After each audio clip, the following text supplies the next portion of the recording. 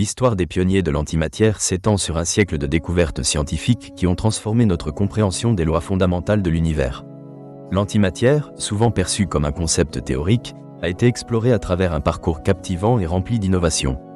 Comprendre cette histoire, c'est plonger dans les efforts des chercheurs déterminés à percer les mystères de la matière. L'idée de l'antimatière a pris forme dès les débuts de la physique quantique. En 1928, le physicien britannique Paul Dirac propose une solution à l'équation de Schrödinger.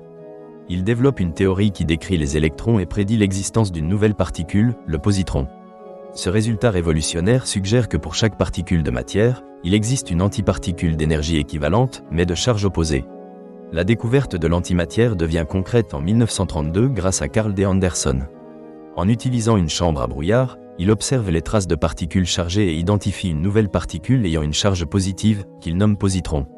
Cette réalisation met en lumière une prévision de Dirac, renforçant ainsi l'idée que l'antimatière est une réalité physique. Les travaux d'Anderson continuent d'avoir un impact significatif. Il mesure avec précision les positrons, offrant une nouvelle perspective sur la relativité et la structure de l'univers. Ces découvertes soulèvent des questions cruciales sur la symétrie et l'origine de l'univers, alimentant des débats scientifiques qui persistent encore aujourd'hui. Dans les décennies suivantes, la recherche sur l'antimatière prend une nouvelle dimension.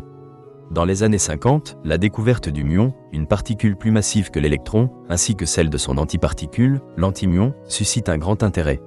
Les expériences au CERN, l'Organisation européenne pour la recherche nucléaire, continuent de produire des milliers d'antiparticules lors de collisions à haute énergie, permettant d'appréhender l'antimatière comme un élément quantifiable. Le développement des accélérateurs de particules dans les années 60 et 70 permet des prédictions plus précises et des techniques d'injection d'antimatière. Les collisions entre protons et antiprotons produisent une quantité significative d'antimatière, renforçant ainsi son statut de substrat réel dans le monde physique. À la fin des années 90, la collaboration alpha au CERN réussit à piéger des atomes d'antihydrogène, ouvrant la voie à des expériences comparant les propriétés de l'hydrogène et de l'antihydrogène.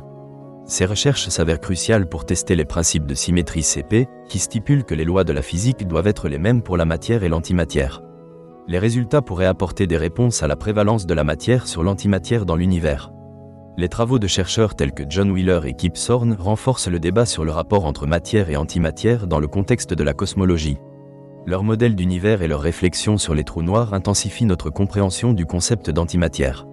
Au-delà des laboratoires, l'antimatière envisage des applications concrètes, notamment en médecine. La tomographie par émission de positons, ou PET-scan, est une technique médicale utilisant l'antimatière pour diagnostiquer diverses maladies, notamment le cancer. Cette méthode repose sur l'injection de traceurs contenant des positrons, ce qui permet de visualiser les processus métaboliques. Les succès de cette technique illustrent les applications pratiques de l'antimatière dans notre quotidien.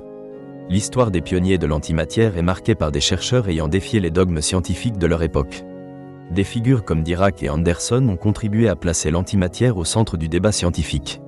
Ce cheminement illustre des décennies d'efforts et de découvertes interconnectées. À l'avenir, le potentiel de l'antimatière, tant en sciences fondamentales que pour ses applications, semble prometteur. Les chercheurs explorent encore des horizons inexploités, suscitant une curiosité durable.